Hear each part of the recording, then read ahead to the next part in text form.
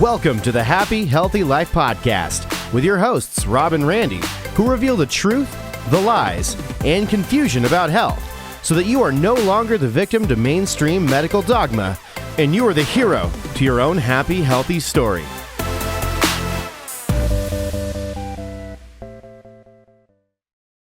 Do you ever feel like your metabolism's hit a wall, and even though you're doing all the right things, you're eating less, you're moving more, but you're still not seeing the scale budge, or your energy is like literally tanking? Yeah, let me tell you, maybe it's not your fault. The truth is your metabolism, it's not broken, it's just confused. And today we're going to clear up that confusion. Yeah, welcome to the Happy Healthy Life Podcast. I'm Dr. Rob, your go-to guy for turning science into simple, do-level steps. Yep, yes you are. And I'm Dr. Randy. Some people may call me a space cowboy. Just kidding. They may call me a biochemistry nerd, but I'm more of a metabolism detective. And together we're going to help you, people just like you, get their metabolism firing again on all cylinders without crazy workouts. I got a cool story around that later. Calorie counting, or even the dreaded yo-yo dieting. Yeah, so on today's episode, we're going to be talking about 3 simple changes or steps that you can take in order to be able to get your metabolism boosted, get you feeling amazing, and how to burn fat efficiently, be able to reset your energies, reduce those sugar cravings, and yes, see that scale finally move. I like it. Stay tuned to the end. We're going to show you and tell you exactly what is going on with your metabolism, and the best part is what to do about it. Yeah, before we get into that, let's talk about what's been going on with us. We just recently got back from Miami, Florida, had some amazing meetings there in Miami. Yeah. We're making sure we're taking care of ourselves metabolically.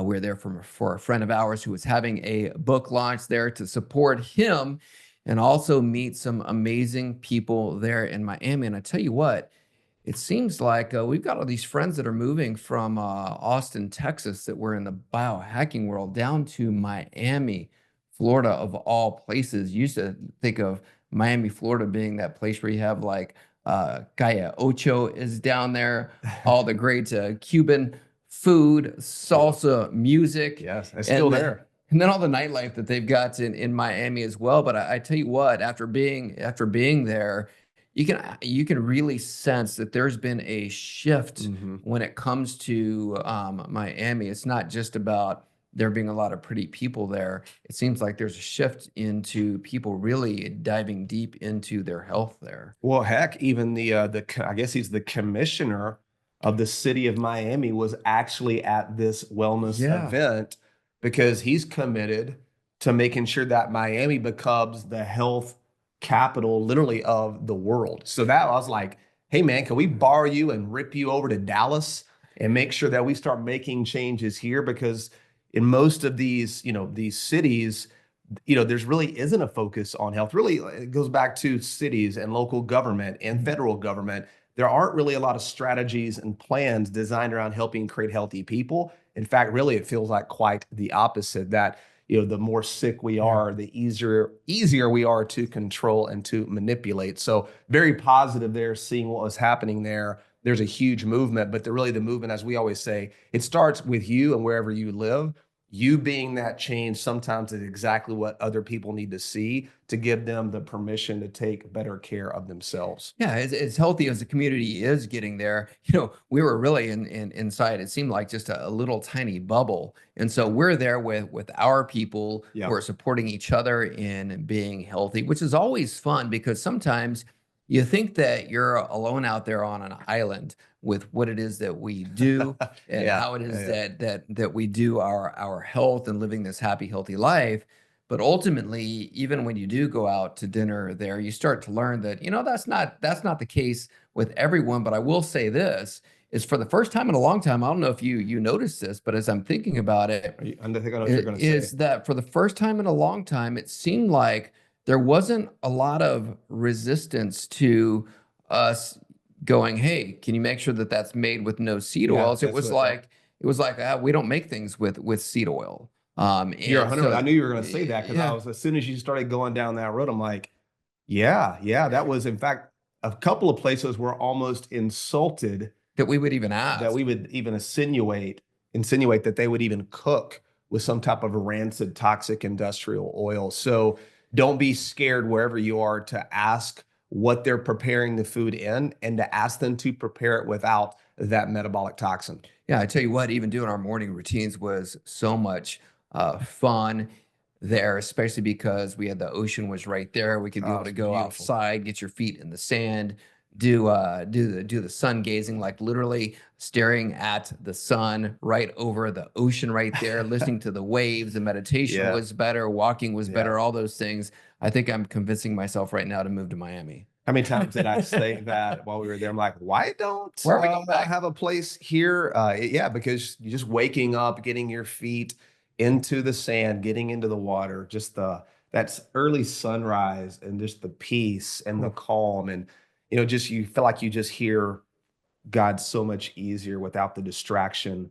And man, just the energizing sunlight, it's so beautiful. And I tell you what, you feel so great throughout the day. There's so much value to getting sunlight, not only on your body, but into your eyes first thing in the morning. That is a simple thing that really most of us can do, especially if you are in an area where you get a lot of sunlight and it's free. Being healthy doesn't have to be expensive either. Don't forget that. It doesn't. So I think the theme right here to begin with is that health is not a destination. Nope. Health is a journey, and the good news is you can take that journey with you wherever it is that you go. So that was my catalyzing statement in my practice. When I first opened my practice, I had it up on the wall. Health is a journey, not a destination. Thank you for taking me back. Still just as true today as it was 25 years ago. Absolutely. So let's get into the podcast. So we've got these 3 simple moves that you can be able to make to get your metabolism working better. The first one is all about thermogenesis.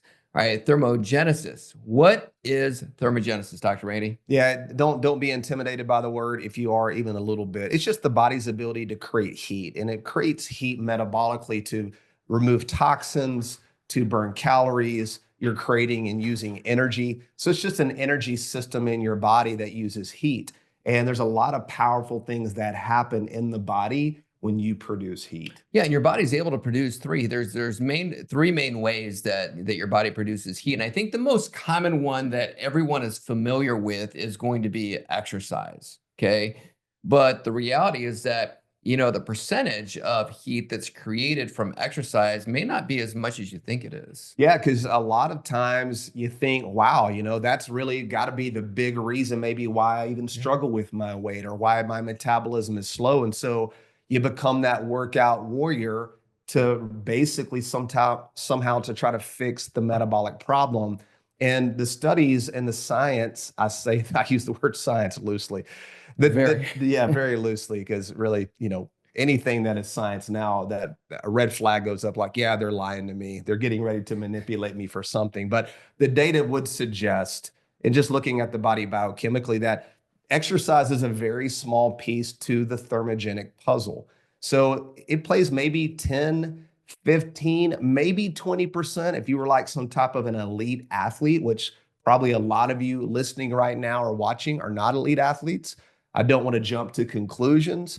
Maybe Kathy Grant, who's watching us right now, she probably is an elite athlete. And I believe that. I can see that. I believe that. But so I apologize. But no, I mean, the reality is even at the best, it's maybe 15, 20% of your total thermogenic calorie burning, energy producing response, which really flies in the face of a lot of what we've been told is that you have to exercise all the time to deserve to be at a good weight and to have a healthy metabolism. Yeah, the good news is you do not. And this used to be one of those things that I would think about this all the time whenever I would go to the gym, because I was that workout warrior who felt like, you know what? You were. I'm at the gym right here. And in order to be able, and my primary motivation for being at the gym was to burn more calories. So I'd be looking at that treadmill going, oh my gosh, I've just been on the treadmill for what seemed like an eternity, and I've only burned 200 calories. I'm like, what is going on? It's really humbling once you get off the treadmill for a 45-minute walk. You're like, Yeah, 210 calories. What the heck? So, and then I would also see the same person that would be like on the Stairmaster every single day for more hours than I was there. Yeah. And that same person looked exactly the same to that they did 6 months prior to that. Yeah. And so the reality is this: when it does come to burning calories or thermogenesis, is in order to be able to burn just 1 pound of body fat, you have to burn 3,500 calories. If you're listening to us for the first time and you didn't know this, Dr. Rady, what would you need to do in order to burn 3,500 calories as an example? Well, you'd have to do a lot, but a 34-mile walk would probably cover it. Probably 70,000 steps in a week. So if you're doing your 10,000 steps a day times 7 in a full week, 70,000 steps just to burn that 1 pound, another 7-8 hours on the treadmill. So you're talking about a lot of activity for a very minimal bang on your buck. And we're clearly not saying don't exercise. There's a lot of benefits to exercise, and how you feel, and endorphins, and blood circulation, and all the benefits you get from exercise. But if you're using it to somehow think you're going to fix your metabolism, you're not going to do it, because what's the second piece, Dr. Robin? I feel like you're about to jump out of your chair with this, because this is the real. This one sinks the entire ship to the bottom of the ocean. Everything, because let's say you were doing all of those things right there, and you were walking that 34 miles for that 1 pound. I'm impatient. That seems like that would take forever, first of all. Yeah. But second of all, is that would only be true if you weren't eating, because if you're eating, what are you doing? You're putting more calories into your system. Yeah. And if you're doing that with a poor metabolic foundation, in other words, meaning that your metabolism already sucks, then that's really depressing. You may be exercising and gaining weight. Yeah. If I'm hearing you correctly, so all it takes to lose 1 pound of fat every week is to walk 35 or 34 miles and actually starve yourself. Sounds like a horrible strategy for sure, but that's where a lot of people, they're stuck in that mindset. In fact, we just recently had a client here with Happy Healthy who had purchased our metabolism program, and they're having second thoughts because there's a piece of our program where we actually restrict certain exercise to get the max benefit metabolically, because, once again, most people don't have an exercise problem attached to why their metabolism isn't working. And this lady was giving huge pushback on that, although I believe she's around 5'3", 5'4", close to 140, 150 pounds. So she's already near or already in obesity. Yeah, when you look at on the BMI calculator, it's obesity. And obesity, guys, it's not just having too much body fat. This is a huge misnomer. It's also having maybe too much muscle. Okay, so the obesity chart is being too heavy.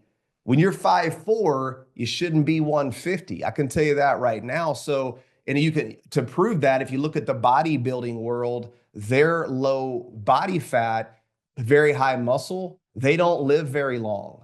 They die early, have all kind of heart complications, chronic diseases. You just don't see bodybuilders living very long without having major chronic problems. So it's just being heavier than you should be versus what would be healthy for somebody who's probably that size, and bones aren't really that different. You're 5, 7, 8 pounds of bone, whether you're a huge lumberjack or you're this petite little fitness model, bones aren't your problem either. But the point of this is she was so hanging on to her exercise because that's what she had done, I believe, for over 30 years, and it wasn't even serving her. The thought of maybe looking at that differently and reanalyzing her approach was so painful, because if you believe something for a certain amount of time and you keep telling yourself over and over, a lot of times you don't even know why you believe it anymore. It wasn't even working. So remember, guys, we're not saying don't exercise. Obviously you should. We exercise. It's amazing.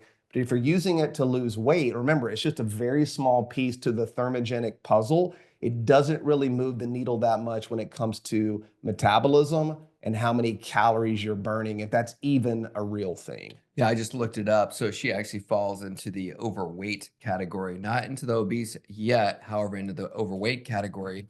And I think that, because I can say this from personal experience, is that when you're in that world, yeah, you don't have an exercise problem. So like for myself that exercise all the time, I didn't have an exercise problem. I had an exercise addiction. Yeah. And so it becomes one of those things where you're like, you tell yourself in your brain that I have to do that in order to be able to be burning these calories. So the good news is this, is that you don't have to do that, but it's going to take you shifting your mindset into going, you know what, I don't have an exercise program. Maybe I have a metabolism program or a metabolism problem. Yeah. Because if you got a metabolism problem, you can overcome that by utilizing these 3 steps that we're talking about right here.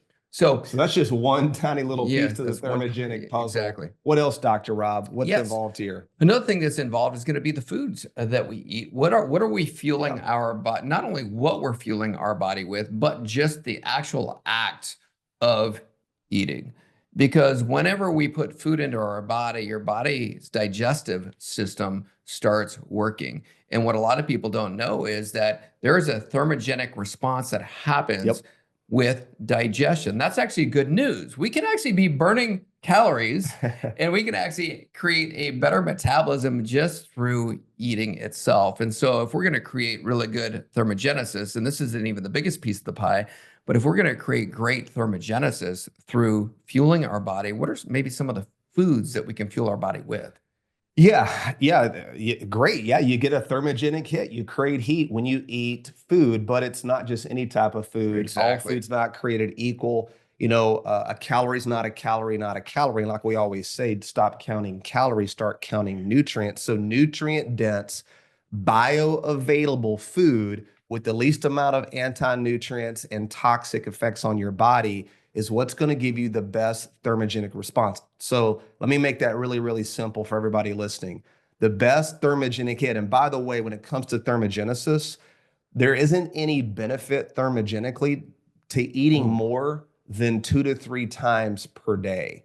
All right. So the average American, if you don't know this, eats 18 times per day. Yeah, most of you are probably thinking, there's no way I'm not eating 18 meals a day, but here's where that comes from. So it comes from the hormonal response that happens as a result of putting food into your body. So if you're putting food into your body and consuming more than 40 calories, which could be that snack of those, for me, this is what I used to be guilty of, the cashews. Or you're coming clean. That dude, or the macadamia I nuts. never saw you for over a decade without a bag of raw cashews close by. Yeah, so that right there would be constituted as a meal. The chewing gum, that's constituted as a meal. The protein drink, the protein bar that you're putting into your body that you're snacking on. If my sister, for example, is listening to this, who happens to be going through the program right now, and I'm so proud of her because she's doing so good. She was that person that used to say that, you know what, I've got to constantly be eating all day or I'm going to die.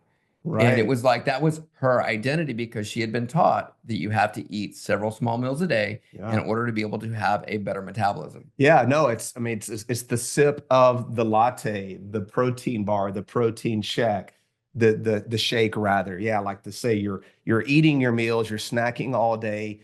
You're basically the can of soda. It's all day long. So when we say the average is 18, somebody's doing more than that because it's way outpacing our average, which is 2 or 3 per day. So the point is, if eating multiple times a day made us all skinny, then why don't we all eat 15 times a day and everybody would have a 6-pack abs? And it just doesn't work that way. So like you said, you get an insulin hit every time you eat. And insulin in excess is not required to be metabolically healthy. In fact, what it can do, it can actually cause your body to dysregulate other hormones that work really synergistically with insulin. But once insulin has done its job, there's other hormones that need to work, specifically glucagon, which we'll talk about here in a second. So eating all day long ages you very quickly, can really cause a lot of fat gain. You never really get a chance to actually burn and use the food adequately. So going back to eating and creating a thermogenic response, it's about a 10% benefit to your overall thermogenic load along with exercise. But you want to eat nutrient-dense food. So protein really is one of the best thermogenic foods that you can eat. And we love ruminant protein, ruminant animals, animal-based protein, not vegetable protein, animal-based real food protein. Eggs are a great source. Raw milk can be a great source, one of the best sources. Plus, you get so much absorption of these type nutrient-dense proteins. There's another protein, other proteins we love that are more ruminant-based, like deer and antelope and elk. Obviously, beef, buffalo, lamb. These are ruminant, multi-chambered stomach animals that have tons and tons of nutrients in their tissue and in their fat. That type of protein will trigger a hormone in your liver called FGF21. This is a regulatory hormone that your body will release, which actually makes you full and creates satiety. So eating those foods can boost your thermogenesis, but eating fake food will keep you hungrier and will actually counteract those benefits. So always focus on real food nutrition. Thank you so much for listening to the Happy Healthy Life podcast. And as always, if you don't know what's going on with your metabolism and you want to find out, go to metabolismscore.com. Hey guys, thanks so much for listening to the Happy Healthy Life podcast. And if you're wondering about our Happy Healthy Metabolism products, go to thehappyhealthylife.com and at checkout, use promo code podcast to save 10% off any of our products. And Dr. Rob, we've got two acronyms that are very simple if you think about when you eat to get the most thermogenesis. You want to talk about those? Well, let's talk about those when we get to section number 3. So when we get to last one, because that's going to be talking a little bit even more about, we're not going to let the cat out of the bag. Here's the thing. So I'll just tease them to you really quickly to help you since we're on this topic, is simply eating real food. That is something we'll talk more about. But remember, real food is where it's at. And how do you know if it's real? It's food that if you don't eat it in a few weeks, it's going to go bad. That's your first telltale sign. So exercise is great, real food is great, but the benefit to the thermogenic response is very minimal when it comes to food and to exercise. You've got a bigger piece to this metabolic puzzle thermogenically, and it really has nothing to do with the food and the exercise. Yeah, I feel like, we could literally do an entire episode just on the thermogenesis itself. So let's get into the second two. So here's we didn't talk about, so you know what I mean? Yes, no. Well, so you've got those two pieces. The third piece to the thermogenic puzzle is it's your resting metabolic rate, your basal metabolic rate. So this is the majority of your thermogenesis. It's not what you're eating. It's not how much you're exercising. It's actually what your body's doing, the heat it's creating when you're just sitting there doing absolutely nothing. Yeah, absolutely. Which is why it's so important to be able to make sure that you've got a good, healthy metabolic foundation and know what to do to be able to do that. So the second shift or the second change is this has to do with your autophagy and your body's detox system. A lot of people don't even realize that has anything to do with their metabolic rate. But let's talk about, okay, what in the world is this big word autophagy? What does that mean as far as our body goes? Well, that's it's just a natural response in the body. It's like everything we talk about, the body's always doing the right thing, and the body has systems in place when you support it correctly that's working on your behalf. Autophagy is no different. Autophagy is the word. It's self-eating. So you're eating up old dead tissue, recycling new tissue, activating stem cell to create new tissue, getting rid of those old senescent zombie cells that have played themselves out that need to be detoxed from the body. So autophagy is one of the most powerful anti-aging and healing phenomenons known to man, and it is free, and our body will do this. And the best time to do this and the best time to activate this process in your body, which is free, is basically when you go to bed. Yeah, your sleep and recovery is so critically important to this whole entire process. And it seems like, I don't remember, how does it, we got coached on this a long time ago, and people are like, you don't need sleep, you'll sleep when you're dead. Well, if you don't get the sleep, you will be dead sooner than later, is the reality, because that is when your body is healing and it's repairing your body through this method, this thing we call autophagy right here. And so you want to make sure that you're getting that sleep. And so one of the ways and practical level things that you can do to be able to make sure that you do get that restful night's sleep is even eliminating your screen time at least an hour before you go to bed. So you don't want those EMFs.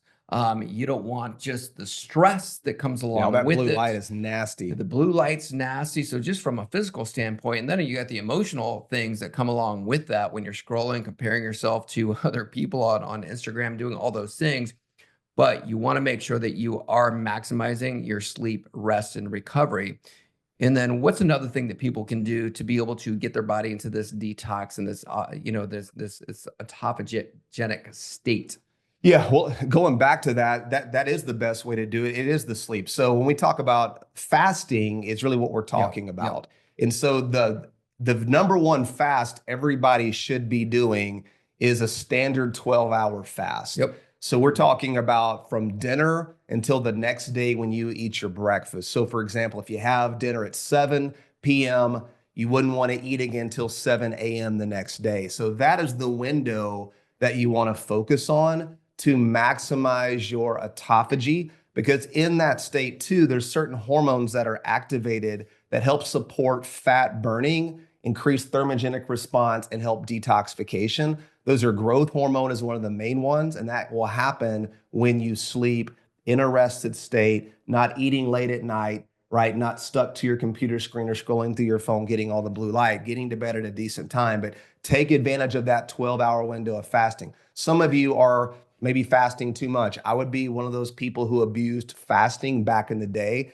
I think I was probably a little freaked out 15 years ago when I got that cancer diagnosis and they were giving me just months to live, because back then I was that thermogenic multiple meal guy trying to increase my metabolism, eating all those meals. And so when I was over in Spain, we saw people weren't eating like that. So I really started going down to that, 3 to even 1 meal a day for many, many years. And I abuse that because obviously that isn't healthy either. But the best fast is the 12-hour. Now, sometimes you could play around and do some time restricted eating. That can also elevate autophagy and increase that stem cell response and that detoxification response. And one of the reasons fasting can be so powerful if used correctly is there's an enzyme pathway, Dr. Rob, called AMPK. Don't worry about what it stands for. It's very, very simple, but it's activated protein kinase. It's an enzyme pathway that it's responsible for regulating every single cell in your body. It regulates their metabolism. So it regulates their ability to burn fat for fuel, and it basically regulates the cell's ability to burn sugar for fuel. Remember, those are your two fuel sources. We talk a lot about metabolic flexibility, having the ability to burn both. Well, your AMPK enzyme pathway is activated during stages of autophagy as your body's clearing out old cells and creating brand new cells and strengthening the mitochondria of your tissue. Remember, the mitochondria, those are those thermogenic fat burning metabolizing cells that increase and regulate our metabolic profile. You want to optimize that. We actually even created a product to support that process because it's so important. Yeah, it's a good place to pause right here. And let's pause right here on the podcast and just talk about this product because of what it does for this AMPK pathway. Yeah, it's called thermostat. And if you know, but everything in our body is regulated by a thermostat. This enzyme pathway regulates that metabolic thermostat. So we created a product called, apropos, it's called Thermostat, and it's a metabolic activator.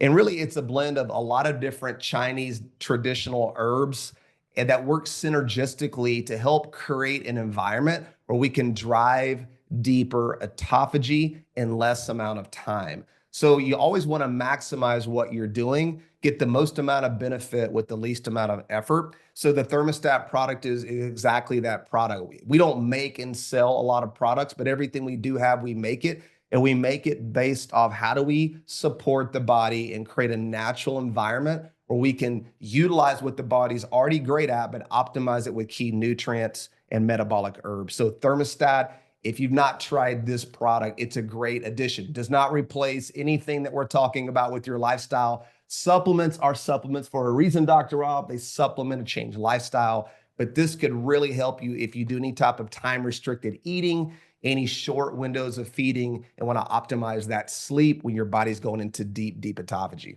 Yeah, and I think even if you're listening to this, this is we are in the month of May right now, and I think there's also we've got a discount code for you guys if you go to the happyhealthylife.com to be able to get I think it was like 15% off of that. So we'll put it in the show notes for you as well. So last but not least, on this second one for autophagy, one of the best ways that you can also get your body into this state of autophagy is free. It's called breath. And so it's just proper breathing. I think most people that are listening right now are breathing, but you don't know how to breathe. Okay. I hope so. And so you want to make sure that you're deep breathing, where you're getting that belly breathing, like literally filling up your lungs to capacity with this breath, allowing the oxygen that's coming in to be able to go into the cells, because every one of your cells needs oxygen in order for that mitochondria to be in that thermogenic state that we're just talking about, creating energy efficiently. So just as a simple level thing that you can do, and you can do this at any time of the day. If you want a quick boost of energy inside your body and also stimulate this recovery and this repair inside your body, what you can do is just take a big deep breath in, even to a count of 4. So this is my 4-7-8 box breathing is what it's called. So it's a constant steady stream. So you're breathing in for a count of 4, holding that in for a count of 7, and then breathing out for a count of 8. So you'll breathe in through your nose, hold it, then breathe out through your mouth, but continue that and do that for 5 sets of doing that. And it's amazing how much energy that you can be able to get while you're doing that. I love to do this also when I'm walking. I'll do this again right before I go to bed at night, because I want to make sure that I'm stimulating this autophagy response inside the body as much as possible, because I want to make sure that I'm healing and repairing any damaged cells inside my body. Yeah, no, it's beautiful. I do. The box breathing is my favorite. Even just a 4, 4, 4, and 4, where you breathe in, you hold, you let it out, you hold 4, 4, 4, and 4 is great. You're really putting yourself into that parasympathetic state. So being focused on nose breathing, don't breathe through your mouth, nose breathing, parasympathetic versus being in that stress response, relaxes the vagal nerve, activates autophagy, supports metabolic health, basic, simple things. And once again, it's free to actually be intentional with your breath. Yes. So last but not least, the third change to make is making sure that you are increasing your satiety through utilizing nutrient density. And this is what I was waiting for a little while ago. And so Dr. Rady was talking about, how do we increase our nutrient densities? Well, simply eating real foods, just like Annie explained what that actually is and what real food is.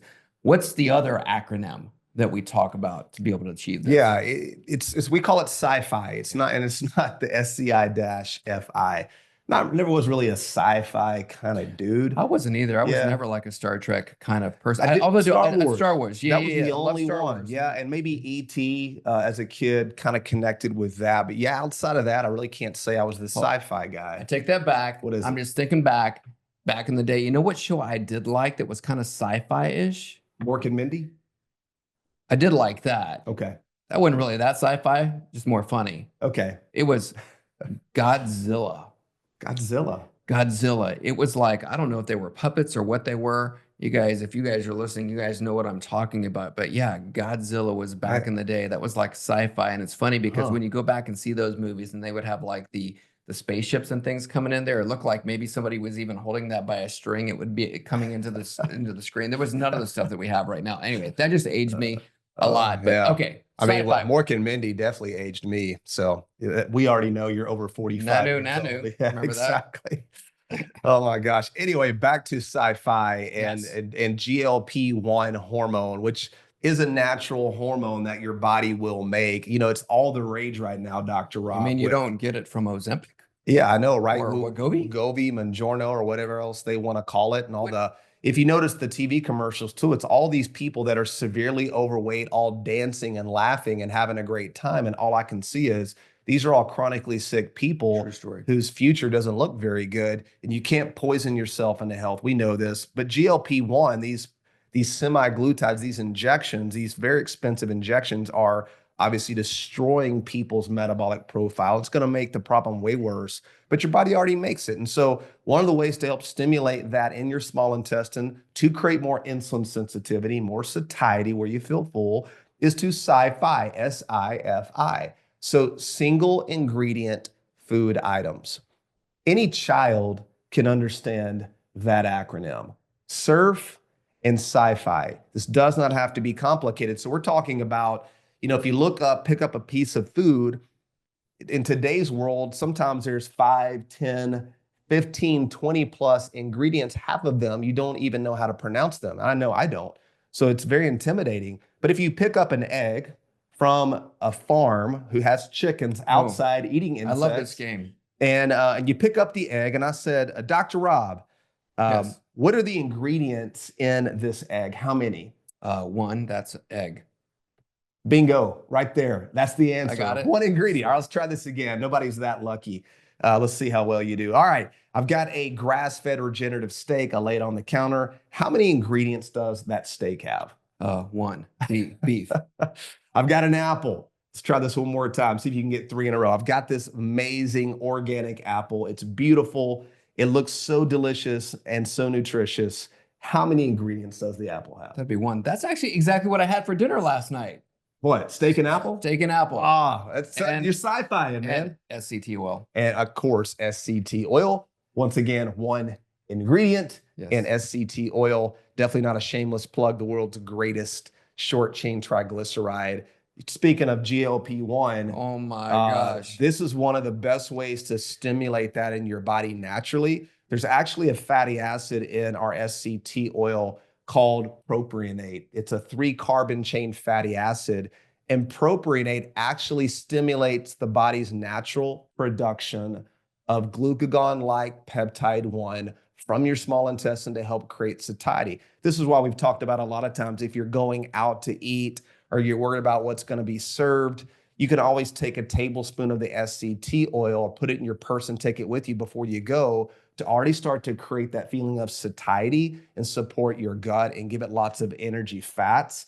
That way too, if there's any type of seed oil or other oils that maybe you're going to be exposed to, it's a little bit of a defense mechanism. So GLP-1 is not a villain.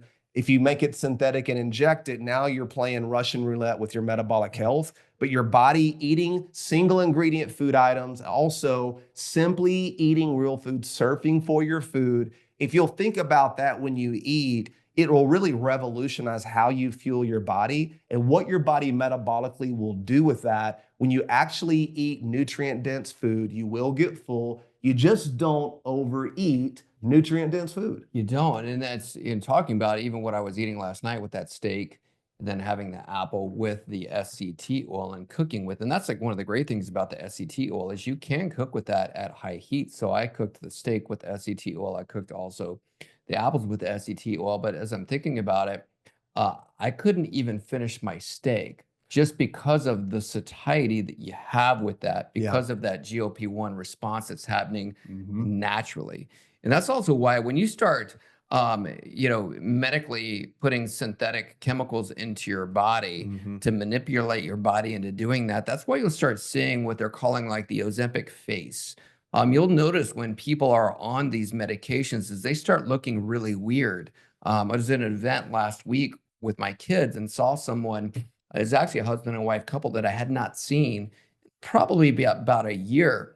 And they were both a lot thinner, but they were thinner just like in their face and like their arms, but the rest of their body looked funky. Losing collagen. Yeah. Tearing down connective tissue out of their joints, their face. Didn't look healthy at all. Yeah. And so where that person is like addicted to then that feeling of going, yes, I lost weight and I'm thinner, is that person actually healthier? And the question that the answer to that question is no, they're not, which is why what it is that we're talking about is so important, because we're working with your body's innate healing properties. We're working with what God has already given us to begin with. We're not doing anything to manipulate the system. And that right there is You know, that the mind right there, and that mindset belief in the fact that God has given us this healing, you know, from above down and inside out, that's always got to be the foundation of everything that we talk about when it comes to health. Heck, Romans 12:1 is honor God with your body. That right there is your spiritual act of worship. Why is that? Well, it goes back to 1 John 4:4. Greater is he who is in you, right? And so if we're really truly honoring that, then we're not honoring the God of Ozempic or the God of drugs, because there's side effects of those things. There's not side effects when you're working with your body's own innate ability to heal. And we cannot stress that enough. And I truly believe that right now it's just like, with what it is we have going on with just teaching people how to get a quick fix like this. They're teaching people that they're broken, that because your body's metabolism isn't working, that means that you're broken, you're a victim. And if you're a victim, now you need somebody to rescue you. And now you're needing that drug to actually rescue you. And because of that, that right there is why we have a drug problem. It's not because somebody's selling crack on the street. It's because somebody's selling medication in a doctor's office that's masquerading around as that person that's there to be able to help you. And I'm not saying there's nothing wrong with, I'm not saying anything negative about doctors. I'm saying the belief system. Well, they owe us an explanation. Absolutely. The belief they need to be held accountable. that Everybody you does. need that chemical to somehow be healthy. That right there is a problem. Sorry to get on the soapbox, but it's like we have to talk about the foundation of where health actually comes from. You're not wrong. You're not wrong. And, you know, the whole side effects is comical if you think about it. I guess it's not funny because it's a horror show, because, you know, statistically, the #1 cause of death is iatrogenesis or iatrogenocide, medically induced death. Go look it up. Journal of the American Medical Association, death by medicine. But going back to it, there is no side effect. There's cause and effect, right? You give somebody poison, they get toxic, it makes them sick and destroys their body. There was a cause and that was the effect. Even the GLP-1 stuff, going back to that, because if you look at it, they're really mimicking a natural hormone in your body called glucagon. Glucagon is the hormone that works synergistically with insulin, because when you eat, you secrete insulin. It's going to do its job. That postprandial insulin response is important, helping drive nutrients into the tissue, helping preserve electrolytes at the kidney level. There's nothing wrong with insulin, but after 2 to 3 hours, insulin comes back down to baseline, and then your body will release glucagon. And glucagon is a hormone that tells your liver to release stored glucose, which is called glycogen, into the bloodstream to stabilize your blood sugar. It's like glucagon really is the hormone that is your snack. So instead of eating multiple times a day, you're eating 2 to 3 times a day, getting those normal insulin hits, and then glucagon is coming to the rescue to keep blood sugar stable by releasing glucose from the liver. Here's one of the big problems with Ozempic and those GLP-1 drugs is they're being given to people that are metabolically unhealthy. So they don't have metabolic flexibility, Dr. Rob. And so they're not able to burn sugar and fat efficiently. So glucagon, the way it gives you glucose, if you don't have the ability to store it in your liver because you're metabolically unhealthy, is it breaks down protein to get the amino acids to go into gluconeogenesis. So you're stripping your body and breaking down the connective tissue, your protein, your muscle, your collagen, the elastin, the fibrinogen, all these key components of connective tissue. That's why on these drugs, you're losing mostly muscle, and the facial muscles and the elasticity and the connective tissue in your joints and your face starts to droop and wilt and you get more wrinkles. So it makes sense why those synthetic injectable hormones like GLP-1 have such a devastating effect on the overall health of the person, which goes back to, we've said this a million times, if you give drugs to a healthy person, it is going to make that person sick. How is giving drugs to a sick person going to make them healthy? It's impossible. It's a sick joke, but it just isn't funny because it's more like a horror show. It is a horror show. Absolutely. So that's why it's so important to take agency for your own health, which is why we do this show right here. And I tell you what, more people are listening, more people are chiming in on it. If you're listening and you have questions, we're here to help you. You can send those questions to @the H2Life on Instagram. That's the easiest way to communicate with us about the podcast. We want to make sure that you're definitely liking this, you're sharing this, you're getting this out to all the people that you know. So before we end today, we should quick recap. 3 things that we talked about were thermogenesis, autophagy and detox, and nutrient density. Stop counting calories and start counting nutrients. And if you're wondering, where in the world do I even start? What's going on with your metabolism? Find out what's going on with your metabolism first, and go to metabolismscore.com, and we give you information about what's going on with your metabolism after you find out how your metabolism's working. And then another thing that you can do is, we've got challenges that we do all the time that literally challenge your thinking and help you. And most importantly, but also help you to be able to lose weight fast and keep that weight off. And we give you the steps to doing that. And so just remember, everything we talk about it's not really about weight loss. It really is about living a happier, healthier life, which is all about energy and vitality. It's about your mood, your hormones, and just honoring God with your body. Yeah, no, well said. This is why we do this. This is an outlet for us to help encourage you. Remember, you're not broken, you're healed. Health is the normal, disease is the abnormal. Having a healthy metabolism, it really gives you a lot of luxuries in life to be able to go and do whatever you want to do as long as God has you here. And that is really our purpose and our mission, is to help you get back control of your health. Don't ever outsource it to anybody. Definitely not your doctor, the government, not even to us. You be your best advocate. You always are. The truth is, you probably know more about health and your body than most people that you're getting advice from. It's not that hard. Reconnect with nature, eat real food. Don't do it alone. Join a community. We're inviting you to be a part of the happy, healthy community. Some of the most full of gratitude people and the healthiest people I've ever had the privilege of being around are in our happy, healthy community, Dr. Rob. Amen. And we would love to have you guys be a part of that. So yeah, go to metabolismscore.com. Reach out to us through Instagram at the letter H, number 2 life, the H2 life. Follow us there, look at our content, watch the podcast, share this with people, get involved, send any questions. We want to make sure you are not alone. And if you really believe that health is the normal and that God made you to be healthy, then you're going to love connecting with our group, our community, and more of the things we have to say, because we believe exactly what you believe. So all that being said, we could go forever, man. We've got almost 50 minutes. We'll shut it down, guys. We love you. We thank you. Please share, like this podcast, and let's keep living our best life. God bless you. See you on the next episode.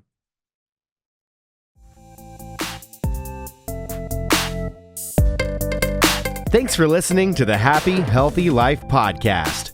If you enjoy the show, make sure to follow them on Instagram at the H2 Life, or on YouTube and Facebook at the Happy Healthy Guys. Don't forget to like, subscribe, follow, and review the show wherever you listen to podcasts.